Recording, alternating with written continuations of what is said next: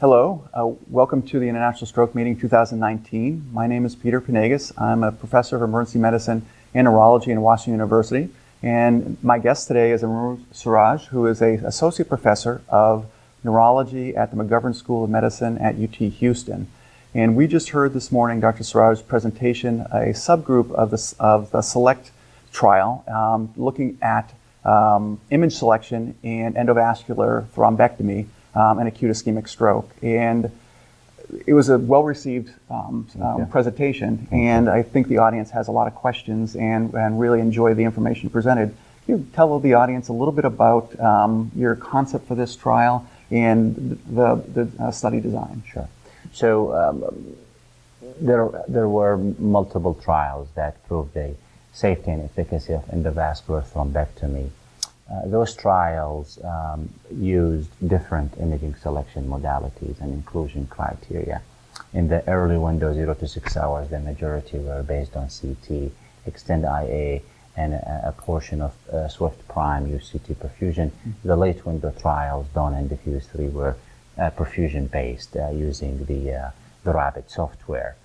So this created a different approach for the selection. Some centers use CT, some centers use perfusion. The guidelines for the early window does not specify any. There seems to be equipoise when it comes to that. In the late window, given that the data is driven from perfusion images, this was specified in the guidelines. So what we came and did in SELECT, we said, instead of doing retrospective analyses and missing data and all of that, we did a prospective cohort study looking at the correlation between the imaging prior to thrombectomy and the clinical outcomes. A randomized trial is not feasible there because of the evidence from certain imaging criteria in the late window. That allowed us to correlate the simple imaging, the CT, non-contrast head CT with the outcome, and the perfusion images with a rapid evaluation of the mismatch with a blinded core lab in 9 centers across the United States, 445 patients, both thrombectomy and medical management. And we saw actually a lot of concordance between the two, as you saw. And the major difference comes when the CT and the CT perfusion give you different information. They are different modalities. One looks at the hypodensity of the tissue. The other looks at the blood flow and the volume, the perfusion images. And when they agree, then all good. When they disagree, then what do you do? Do you treat the patients? Do you not treat the patients? The evidence is lacking there, and we think that our data sheds light on this evidence. We also think that it helped us with all of what we have doing subgroups that advised us for the next phase of the study SELECT. Excellent. What was the study population composed of? How severe were these strokes? Those are large vessel occlusions. All of them were in the anterior circulation up to 24 hours. So those were severe strokes. Okay. The NIH stroke scale is what you found in the prior trials, was 16 to 18, thrombectomy and medical management, and that's what you found. The subgroup that we talked about earlier today in the large core, those are even sicker patients and have higher stroke scale. Did you use things like aspects and perfusion volumes? Correct. So we used both. Okay. The aspects was defined a priori, the good aspects of 6 or more, the poor aspects less than 6, and those images were read independently by a blinded core lab that did not know what the physicians used for the selection. They also did not know the clinical outcome. The perfusion determination was by an automated software, which is by Rapid. Okay, very good. In general, what would you like the audience to take away from the results of this presentation this morning?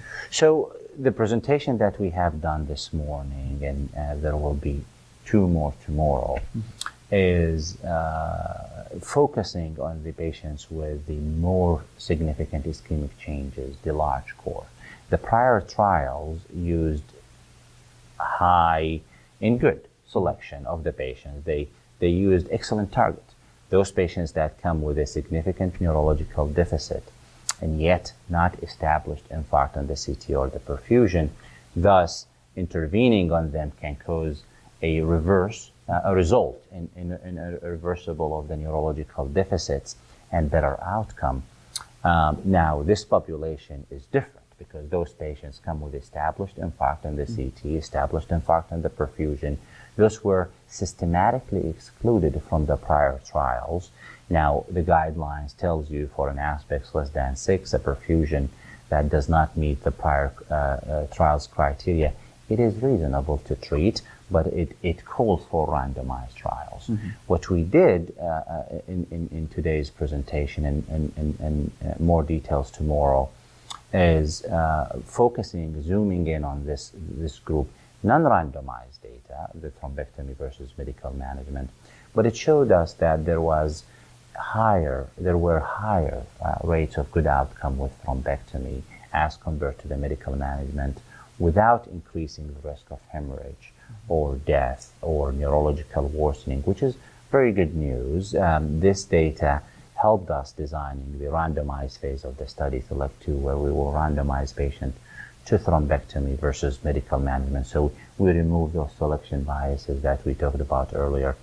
The other concept of the study, when you randomize to thrombectomy versus medical management, and we talked about the discordance of the CT versus the perfusion images, we will be able to see if there is heterogeneity in the treatment effect with thrombectomy when there is discordance between the two.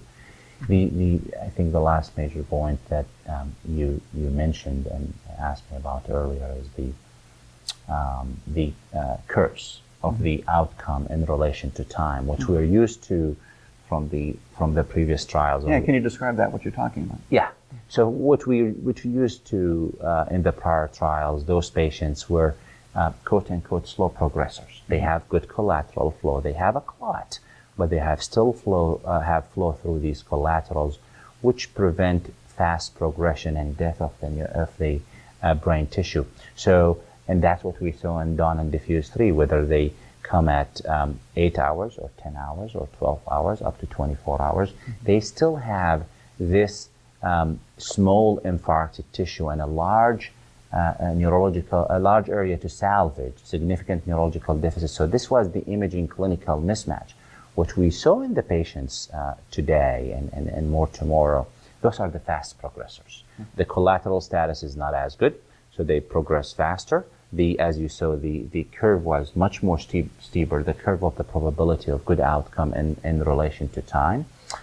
So time is still brain. You don't know if your patient is a fast progressor or slow progressor. We don't have data on these patients. So the faster that we get to them is the better. So we learned two things. The higher the volume, the lower likelihood of good outcome. The later the treatment, the lower likelihood of good outcome. With volumes more than 100, the good outcome rate significantly decreased from less than 50, it was up to 48%. Less than 100 was 20%, 0% more than 100 cc's, which is very important for the selection of the patients in the randomized phase of the study. And the other thing is, the later the treatment, we found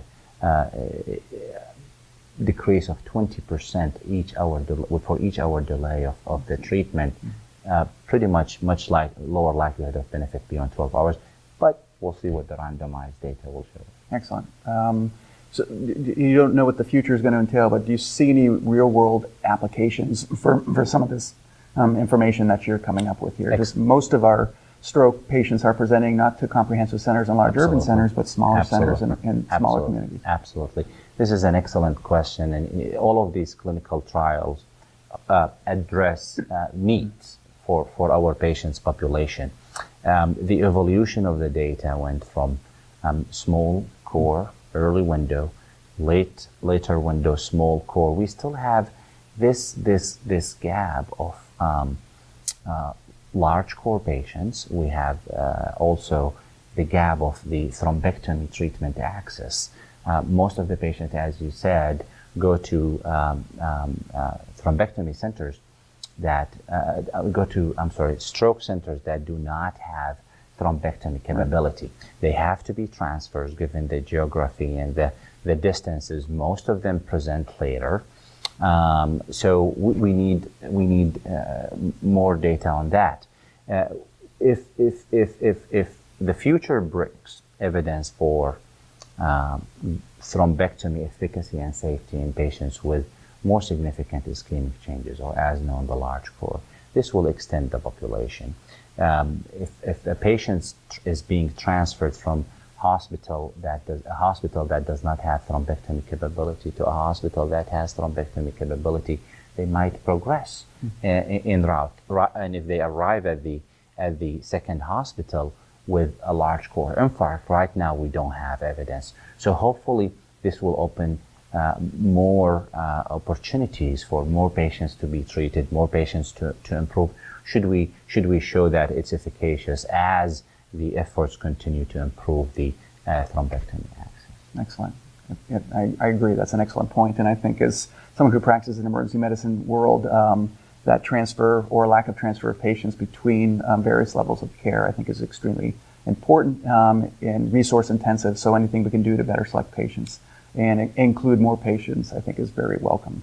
So, well, thank you very much. And on behalf of the American Stroke Association, we appreciate your contribution to science and helping make healthier lives of people with cardiovascular disease and stroke. Thank you for the time, and we're happy to contribute to the science. We're happy to be here as part of the American Heart Association major conference, the International Stroke Conference. This is my 10th year. I started coming here as a resident.